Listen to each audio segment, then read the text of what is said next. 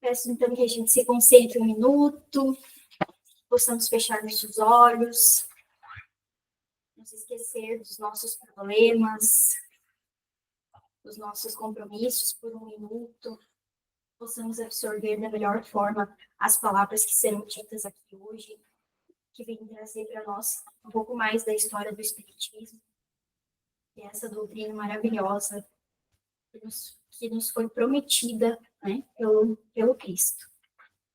Então, desejo uma boa palestra para o Aloísio, que ele seja bem intuído. E depois da palestra a gente tem um passe.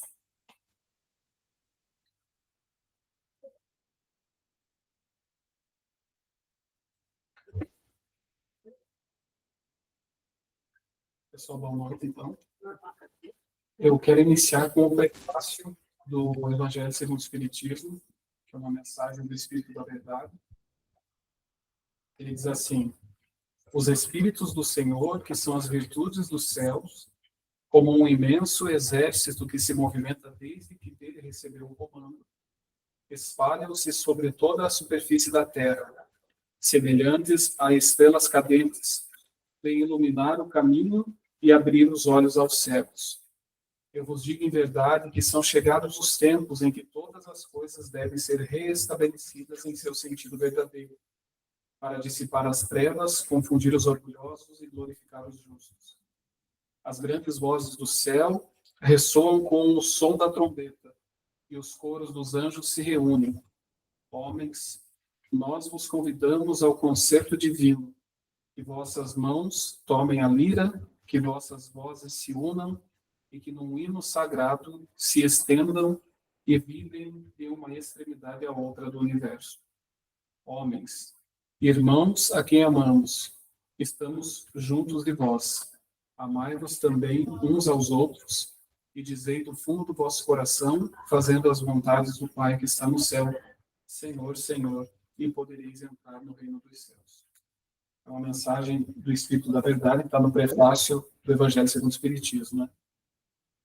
No dia 18 de abril do distante ano de 1857, ou seja, amanhã nós comemoramos 168 anos do surgimento da doutrina espírita para o mundo. Oficialmente, ela surgiu no dia 18 de abril, com a publicação da primeira edição do Livro dos Espíritos, na época com 501 perguntas e suas respectivas respostas.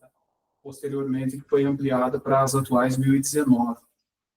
E eu quis trazer esse tema porque, como fala nos slides aqui, do Grupo Espírita Allan Kardec, nós, às vezes, temos uma noção, não temos tanta noção da importância do conteúdo que a doutrina espírita nos traz, dos benefícios que nós recebemos por ter esse acesso a esse tipo de conteúdo.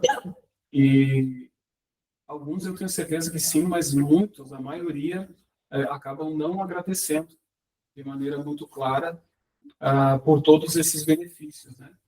Então, o Espiritismo surge na França, na época, lá no século XIX, com o professor Hippolyte Léon Rivail, né, que era um professor ateu, inclusive, e que é chamado a atenção dele os fenômenos espíritas, né? E ele começa, os fenômenos mediúnicos, né? E ele começa a investigar, porque ele queria, na verdade, a intenção dele era desmascarar, ele queria fazer a raptação, não era real. E ele se encanta com o conteúdo e ele acaba, de maneira resumida, né?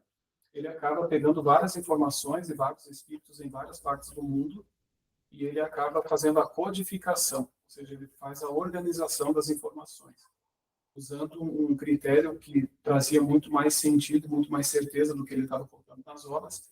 Ele chamava de controle da universalidade do ensino dos espíritos, né? Ou seja, ele mandava a mesma pergunta para várias casas espíritas que já existiam na época, não com esse nome, né, mas já vários locais que os médiuns se reuniam, e ele enviava essas perguntas à carta, não tínhamos a tecnologia na época, a carta escrita a pena, né, bico de pena, então é uma coisa muito demorada.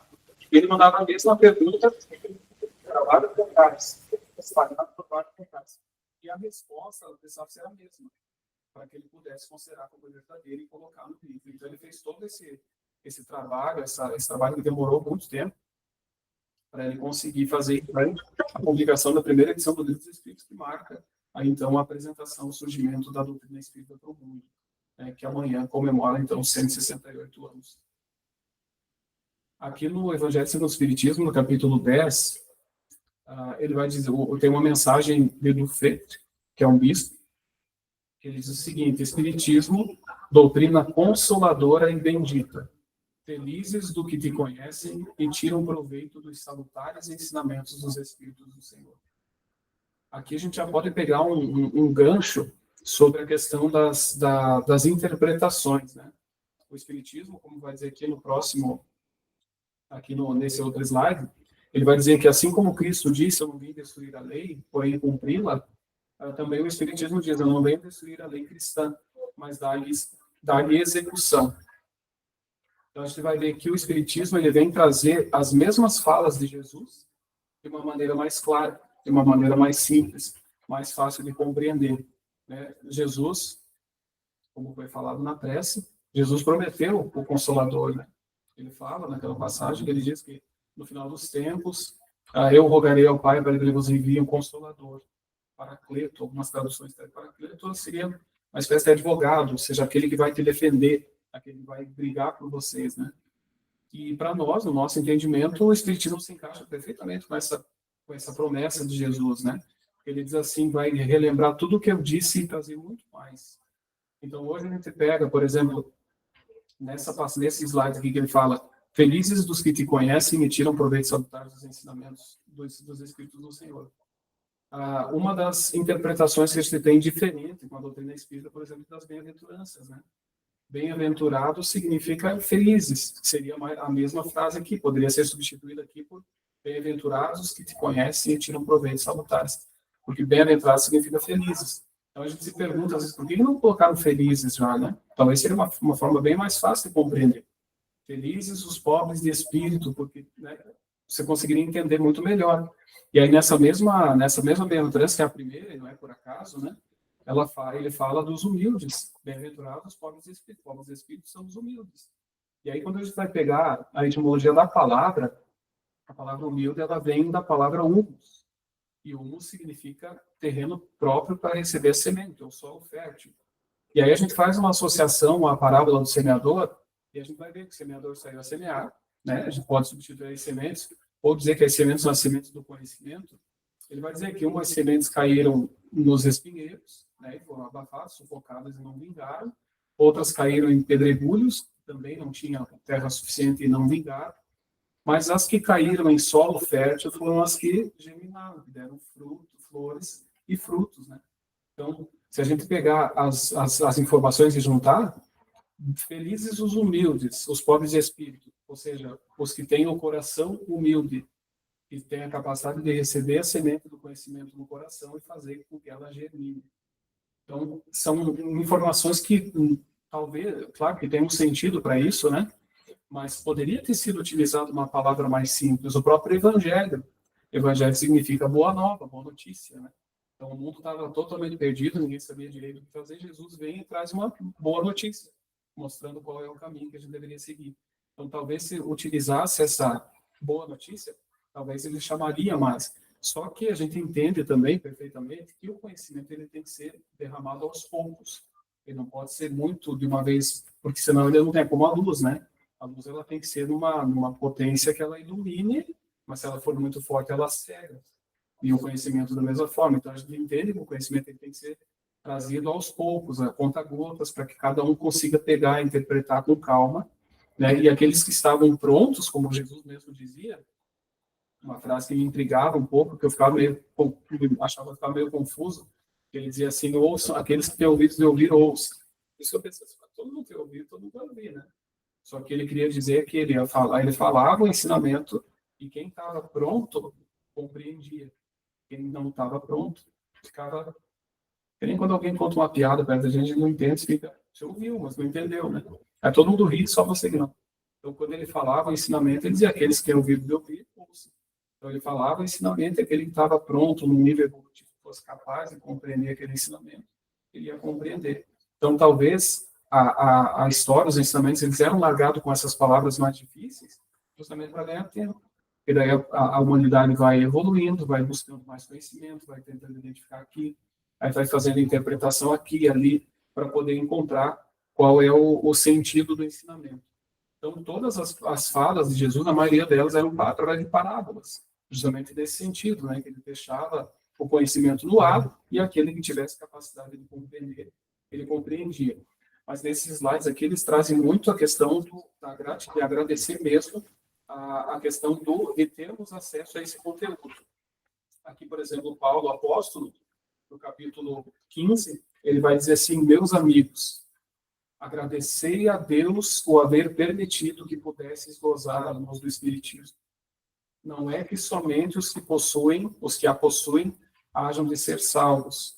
É que, ajudando-vos a compreender os ensinos do Cristo, ela vos faz melhores cristãos.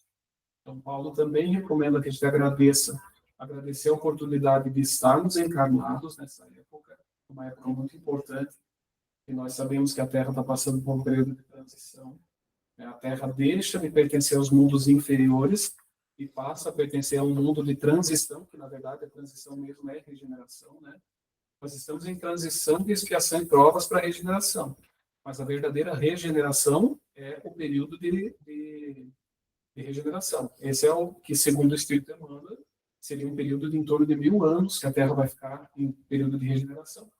A palavra já diz, regenerar, vai se reestruturar, vai se recriar de uma maneira melhor, mais saudável, mais feliz, né? E esse período de transição, Emmanuel diz que seria em torno de 200 anos da publicação, da chegada do Espiritismo, né? Então, desde a publicação do Livro dos Espíritos, em 1857, a gente conta 200 anos, então por volta de 2057, 2100, mais ou menos. Volta de 2050 ali, a gente já vai estar vivendo os primórdios, a Terra já vai estar vivendo os primórdios do mundo de regeneração. Então, já com menos maldade, com mais espíritos superiores encarnados aqui para ajudar nesse processo. Tem um seminário do Afonso Chagas, que ele fala sobre os trabalhadores da última hora, que é muito interessante. Ele faz todo um trabalho de contas de reencarnação, das últimas reencarnações de alguns espíritos mais atrasados, que vem reencarnando aqui na Terra desde as décadas de 50, 60, 70, 80 e 90. No ano 2000, ele usa esse termo, fecha-se a torneira das regiões supravías. Então, os espíritos que estão lá no umbral, estavam no umbral, eles reencarnaram como última oportunidade aqui na Terra, nesse período. Ou seja, reencarna, vai tentar uma evolução, se não conseguir alcançar um nível evolutivo que esteja em sintonia com os mundos de regeneração, irão desencarnar e continuar seus processos evolutivos em outros planetas. O Chico falava do planeta... Agora não fugiu o nome. Mas é um planeta que até, inclusive, a ciência já descobriu ele. É um planeta que é muito semelhante à Terra, tem água, eles não comprovaram ainda, né? Mas tem tudo para ter terra, água.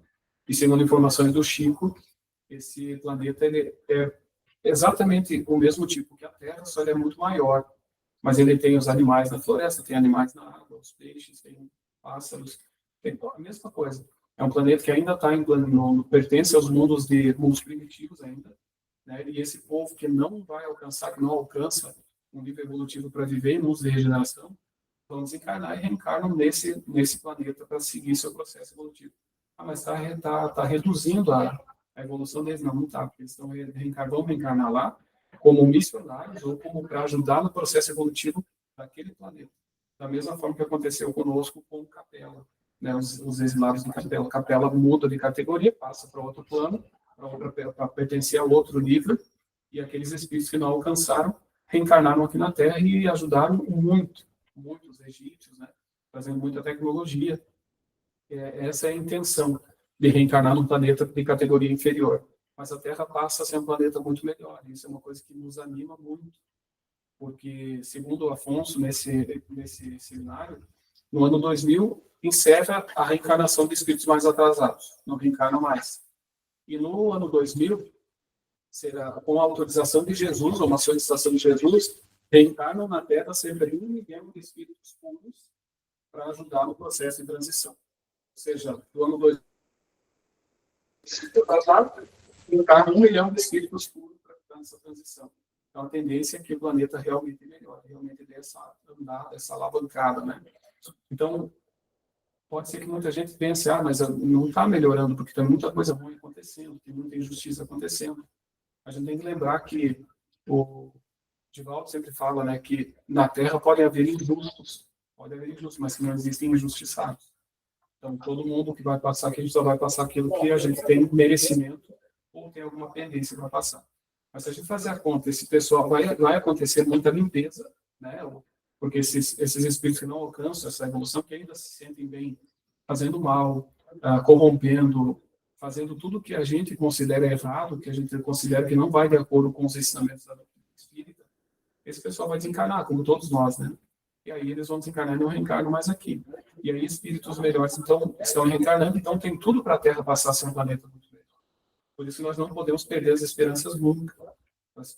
A gente vai ver muita coisa que a gente julga errado, mas aí a gente tem que cuidar da questão do julgamento, né? Porque na doutrina a gente fala muito sobre isso, né? E Jesus dizia, não julgueis a fim de que não sejais julgados, porque com a mesma medida que medides, sereis medidos também. Então, fulano está fazendo coisa errada. Ele vai responder por aquilo. Agora, a partir do momento que eu vou julgar e vou dizer para ele, eu estou assumindo um débito para mim que eu não precisava.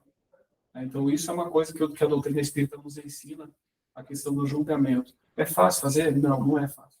A gente está o tempo todo sendo bombardeado por tudo quanto é tipo de coisa, tentando tirar você tentando desviar a tua atenção do caminho do bem. Está todo o tempo. Então, exige um esforço muito grande. É o que Jesus quis dizer sobre a porta estreita, né? A porta espaçosa e larga é a porta da perdição. A porta estreita, ela exige uma dificuldade, ela exige um esforço muito maior. E muitos vão procurar e não vão encontrá-la. E talvez o caminho, ou a porta estreita seja essa, você tentar ser um cristão realmente. Porque a gente vê muita gente, às vezes, falando, que religião que você é? Eu não sou de religião nenhuma, eu sou só cristão. Eu fico pensando, mas será que é mesmo? Porque as pessoas confundem ser cristão, né? Ser cristão seria você tentar seguir tudo que Jesus fez. Diante de qualquer situação, você se colocar, imaginar, poxa, o que Jesus faria nessa situação? E aí a gente tentar agir da mesma forma que ele agiria. Então, esse seria o ser cristão. Agora, eu dizer que eu sou cristão e eu continuar fazendo muita coisa errada diante de todo mundo, como se nada tivesse acontecendo, eu não sei se a gente poderia se julgar cristão, né? Depois do filme do Divaldo, que eu vi o Divaldo mesmo falando que ele ainda não se considera espírita, né? Que ele está estudando para ser espírita, então a gente fica meio assim para dizer, poxa, eu sou espírita, imagina ser cristão. E um detalhe que nos mundos felizes, segundo a informação dos espíritos, ninguém pode bater no peito e dizer eu sou justo enquanto tiver uma pessoa passando fome no planeta inteiro. Não é nem na família, no pai, no planeta. Enquanto tiver um ser passando fome no planeta inteiro, ninguém tem moral para bater no peito e dizer eu sou justo. São detalhes que a gente deveria aprender mais com esses espíritos mais evoluídos e tentar colocar em prática aqui. Aquele que eu falei antes, assim como Cristo disse, não vim destruir a lei, porém cumpri-la, também o Espiritismo diz, não vim destruir a lei cristã, mas dar-lhe execução. Nada ensina em contrário ao que ensinou o Cristo, mas de igual completa e explica em termos claros e para toda a gente o que foi dito apenas sob formas alegóricas. Quando Jesus fala da separação dos bodes e das ovelhas, que ele diz que no final dos tempos o Filho do Homem retornaria, né, passar à direita os cabritos, à esquerda as ovelhas. Os apóstolos perguntam para ele, né, mas como que vai saber quem é que vai para a esquerda e quem é que vai para a direita? A gente trazendo para o nosso entendimento da doutrina, a gente interpreta que ele se refere ao fato do fim do ciclo de expiação e provas e início de regeneração. Encaixa perfeitamente a fala dele com o que a gente estuda. E aí, quando eles perguntam como que vai ser para saber, ele diz assim, que é uma frase que todos nós já ouvimos, quando eu tive fome, me desse de comer, eu tive sede, me desse de beber, eu estive nu e tu me vestiste, eu estive preso ou enfermo e tu fosse me visitar, eu estive peregrino e tu me hospedaste. E aí um deles pergunta para ele, mas quando que a gente fez por você isso? Toda vez que vós fizestes a cada um dos pequeninos, foi a mim que vós fizeste.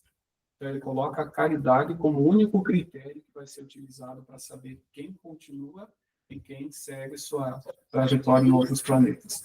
Então, aí a gente vai ver a caridade. Então, o segredo seria o quê? Só fazer a caridade. Só fazer a caridade. Só que a gente entende a caridade de uma maneira diferente, né? Jesus está lá no Evangelho, a caridade no Livro dos Espíritos, tá, né? Como que é a caridade como entendia Jesus? E ele divide em 3 palavras, que é, como diz o Nazareno Feitosa, um palestrante que a gente já trouxe aqui, passado 3 vezes, que é um palestrante muito querido, ele fala que é o BIP, né? Para a gente decorar. São 3 palavrinhas: benevolência, indulgência e perdão. Então, se a gente praticar essas 3 coisas no máximo da nossa capacidade, a gente vai estar tranquilo fazendo a nossa parte para continuar evoluindo e continuar reencarnando aqui na Terra, que vai passar esse planeta muito bem. Benevolência, tratar todos bem, independente de quem seja, independente do que a pessoa te fez, do passado, não interessa. Tratar todos bem. A gente às vezes acha que perdoar é voltar a conviver, almoçar junto, jantar junto, fazer... Não necessariamente. O perdão é algo muito mais profundo, né? Então, quando você passa a tratar bem a pessoa, você está tratando bem, você está fazendo, você está sendo benevolente. Isso que ele pediu. Indulgência, ser tolerante, né? Dar um desconto para quem não pensa da mesma forma que a gente pensa. Entender que cada um de nós está num nível diferente de evolução. Então, é a mesma coisa de você pegar vários estudantes de várias séries diferentes e querer que o estudante lá da universidade querer que o do primário responda a questão da mesma forma que ele. Aí não acerta, você é burro, não pode. Entender isso, entender que nós somos todos nós diferentes. Cada um está no seu nível, cada um está no seu aprendizado, cada um tem as suas tendências a acertar as suas contas, a acertar. E o perdão incondicional das ofensas. Perdão, Jesus, tem gente que faz conta, né? 70 vezes 7, quantas vezes tem perdoado? Ele quis dizer que é para perdoar sempre. Né? E quando ele fala 70 vezes 7 vezes o mesmo erro, é o mesmo erro. Não é 70 vezes 7 vezes na vida, não. É 70 vezes 7 vezes o mesmo erro. Então, ele quis dizer, da mesma forma que ele sempre falou por parábola, ele falou no sentido figurado. Mas ele quis dizer que a gente tem que perdoar sempre. Perdoar sempre. Então, se a gente cumprir essas 3, ou buscar cumprir essas 3 coisas, benevolência, tratar todos bem, indulgência, ser tolerante, e perdão, perdoar de coração. Eu sempre, a gente comenta muito lá no estudo, na segunda-feira, que a gente pode brincar na nossa cabeça, você pode brincar, imagina que você é superior. Imagina que você é um ser superior, a pessoa vem te ofender, imagina que você é um ser superior.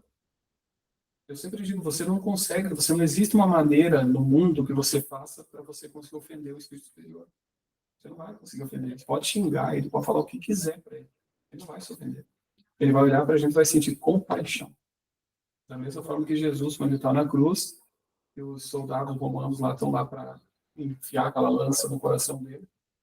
O pedido que ele faz para Deus é: Pai, perdoa-os, eles não sabem o que fazem.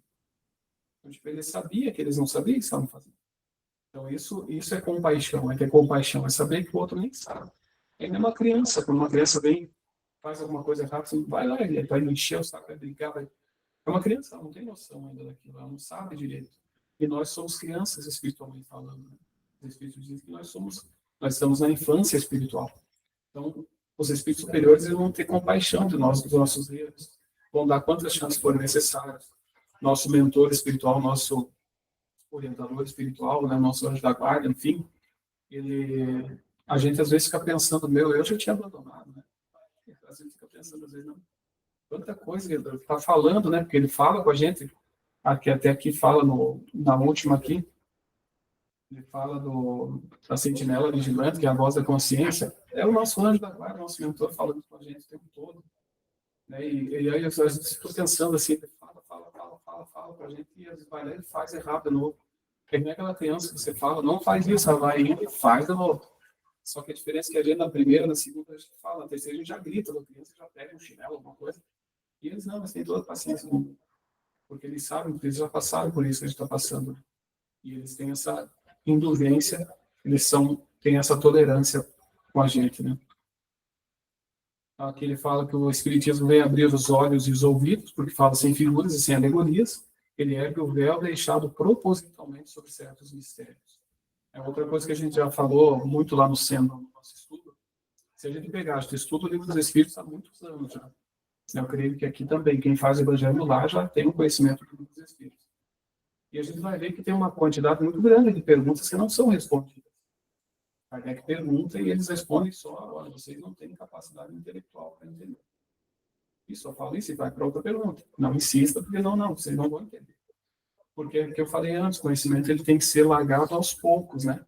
Então, tinha coisas que não poderiam ser reveladas na época, mas com o tempo ela vai sendo revelada. Inclusive, tem uma fala do codificador, que ele diz o seguinte, eu não lembro em qual obra que está, mas ele deixa bem claro, assim, se um dia a ciência comprovar diferente do que eu estou falando, esqueçam o que eu disse e fiquem com a ciência. Porque ele sabe que a evolução ela vai vir pela ciência.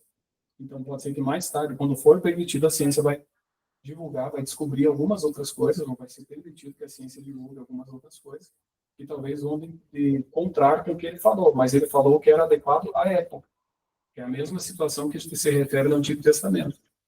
Tem gente que fala, mas o Antigo Testamento é errado. Não, o Antigo Testamento não é errado. O Antigo Testamento ele é adequado àquele povo daquela época. Muitos de nós podiam estar lá, né? Então, precisava de um Deus mais firme, de um Deus mais firme mesmo, né? Mais que ameaçava, porque da mesma forma que um professor no colégio, não sei se alguém é professor aqui, professor no colégio tem 20 alunos, dos 20 tem uns 15 ali que são bons, tem uns 2, 3 que são mais bagunceiros e tem um que é terrível. Aquele terrível você tem que ter pulso mais firme, porque senão ele vai subir na mesa, vai fazer tudo. Então você vai ter que falar mais firme, você vai ter que ameaçar mais a vaca diretoria, vai ganhar expressão. Então, aquele povo da época do Antigo Testamento precisava de um Deus vingativo, de um Deus, não necessariamente na palavra vingativo, mas que eles entendessem que fosse vingativo. Eles precisavam ser mais firmes, né? Precisava ser ameaçado, dizer, não faz isso. Tanto que tem muitos historiadores que até hoje, eu também compartilho dessa ideia, de que Moisés não teria recebido os 10 mandamentos. Moisés teria recebido só os 2 primeiros. Amar a Deus sobre todas as coisas e amar ao próximo como a si mesmo. Porque os outros 8 estão dentro desses. Só que o povo, na época, não podia, eles estavam ansiosos, esperando Moisés voltar com uma notícia. Eu pensou ele chegar lá e dizer, olha, Deus mandou dizer para vocês amarem uns aos outros. Aí eles eram capazes de matar ele e não concordar, né? Então ele teve que falar bem claro, na língua deles, não matar, não furtar, não cobiçar a mulher do próximo, né? Guardar domingos em festa. Ele teve que falar bem detalhado numa linguagem que eles conseguissem compreender. Tem muitos historiadores que defendem essa tese de que ele teria recebido só os 2 primeiros mandamentos. E eu acho que faz todo sentido, né?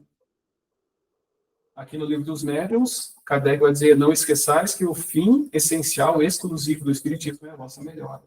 Estamos aqui para o nosso melhoramento, a nossa evolução. E essa batalha é individual. Ela não é com ninguém, não tem nada a ver com ninguém. A tua evolução não tem nada a ver com a minha. Eu não posso cobrar você de alguma coisa, porque eu tenho que evoluir. E depende das minhas atitudes, né? Não basta se dizer espírita, aquele que eu é de coração, prova por seus atos. Paulo já dizia, né, que as palavras podem até convencer, mas os exemplos arrematam as Atos 22. Né? Então não adianta você vir aqui falar um monte de coisa, falar. Qualquer orador bom fala muita coisa, né? Qualquer ator fala muita coisa, impressiona quando ele fala, mas o que vai ser contado no mundo são os atos, né? O objetivo do Espiritismo é de fazer melhores aqueles que o compreendem. Tratemos de dar o bom exemplo e de mostrar que, para nós, a doutrina não é letra morta.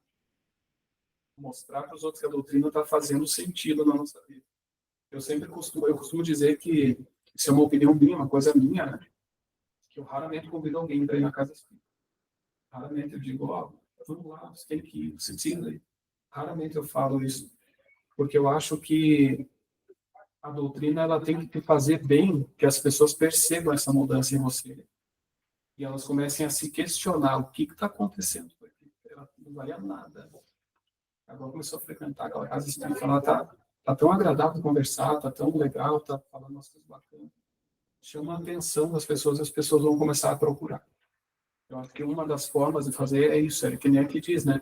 Mostrar que a doutrina para nós não é letra morta, não é só você ir lá e falar, fazer evangelho no lar, estudar, e daí depois você, quando tem a oportunidade de colocar em prática, você de fazer a prova prática, a gente acaba falindo, né?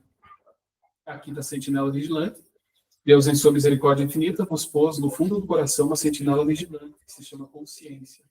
Escutai-a, que somente bons conselhos ela vos dará. Ouvia e interrogai-a, e com frequência vos achareis consolados com os conselhos que delas houveres recebido. Mensagem do Espírito Protetor. E eu costumo dizer que a consciência, todos nós ouvimos a consciência. Não adianta dizer que não, porque todos nós ouvimos. Eu digo que, eu sempre uso o exemplo da vaga de estacionamento, né? Você vai estacionar o carro e quando você estaciona, você vê a placa, é proibido estacionar. Você mesmo responde, né? A tua consciência diz para você, ó, proibido estacionar. Aí você responde, ela, não, mas é bem rapidinho, já volto. Então você está cometendo um erro consciente, por isso a palavra, né? Erro consciente. Você sabe que está errado, porque a tua consciência já te avisou. Aí quando você faz errado, você está cometendo um erro consciente. Então era mais ou menos isso que eu queria trazer hoje, mas não falar tanto da história do Espiritismo. E é uma coisa que a gente estuda muito, né? Mas trazer assim detalhes de como foi toda a codificação, acho que é interessante. Acho que é interessante cada um conhecer, sim, a história, como surgiu, mas o mais importante é, como diz aqui, agradecer pela oportunidade de estar encarnado nessa época, num momento tão importante do planeta. Agradecer por ter tido contato com a doutrina espírita.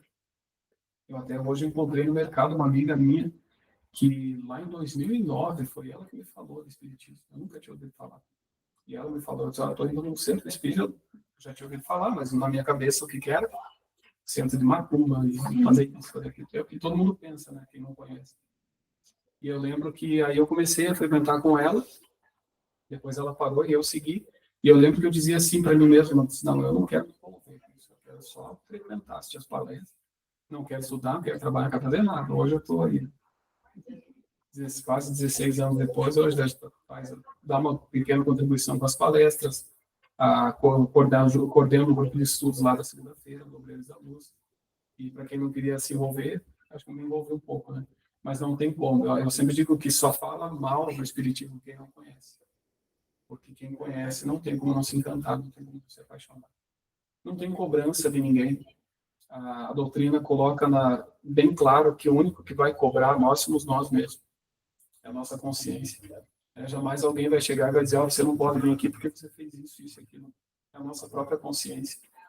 Como diz o Rossandro Klinger, ele diz que tem gente que às vezes muda de casa espírita porque tem tantos problemas na vida que acha que as pessoas, todo mundo sabe dos problemas deles. E não é bem assim, né? Ele fala, você chega numa casa espírita nova, você olha para todo mundo e pensa, meu Deus, aquele ali sabe tudo que eu passei. Aquela lá sabe tudo que eu passei, não sabe. Né? Porque ninguém vai te julgar, ninguém vai te criticar, ninguém vai te condenar. É uma coisa que joga cada vez mais a responsabilidade para cada um. Então, se eu quero me melhorar, depende só de mim. Mas fulano está te convidando para ir fazer isso, fazer aquilo, você vai se quer. A pessoa até quer te dar um presente, quer te dar alguma coisa, se ela quer me dar, não é meu ainda, é dela. Se eu recusar, vai continuar com quem? Com ela. Então, a gente aprende isso, a doutrina traz essa claridade, essa transparência nisso, né? Essa responsabilidade na mão de cada um de nós. E a gente sabe que isso faz parte do nosso dia a dia, a gente está o tempo todo sendo avaliado por nós mesmos, né? E sem querer se comparar com ninguém, porque eu sempre digo que a gente deve se comparar somente com nós mesmos ontem. Então, tipo, eu posso me comparar comigo ontem. O que eu estava fazendo ontem, hoje eu procurar não fazer mais e procurar fazer coisas melhores hoje. Eu acho que esse é o objetivo do autoaperfeiçoamento, do objetivo da encarnação de cada um de nós. Vou encerrar com a prece.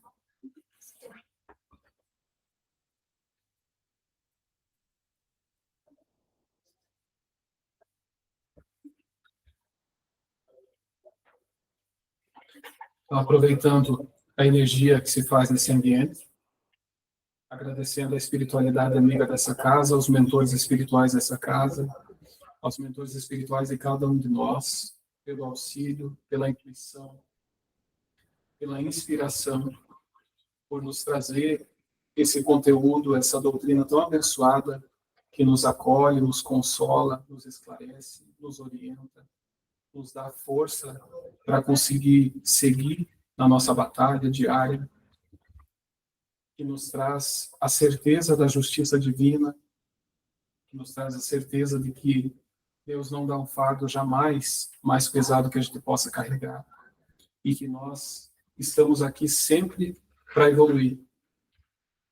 Que possamos levar essa energia que se faz presente nesse instante, que essa energia nos envolva, nosso corpo, nosso espírito, e siga conosco até os nossos lares, envolvendo a todas as pessoas que convivem conosco, encarnados e desencarnados. Mais uma vez, agradecemos aos nossos mentores espirituais pela dedicação, pela insistência, por não desistirem de nós, pela paciência que têm, e que a gente sabe que pode sempre contar com eles, com seu apoio, com seu abraço, com seus conselhos. Mais uma vez, muito obrigado à espiritualidade, muito obrigado a Deus, muito obrigado a Jesus por nos trazer, nos possibilitar ter contato com essa doutrina tão abençoada que amanhã comemora mais um aniversário. Muito obrigado, muita paz. Obrigado, pessoal. A gente que agradece, Luiz. As palavras foi incrível. Já vou colocar no YouTube.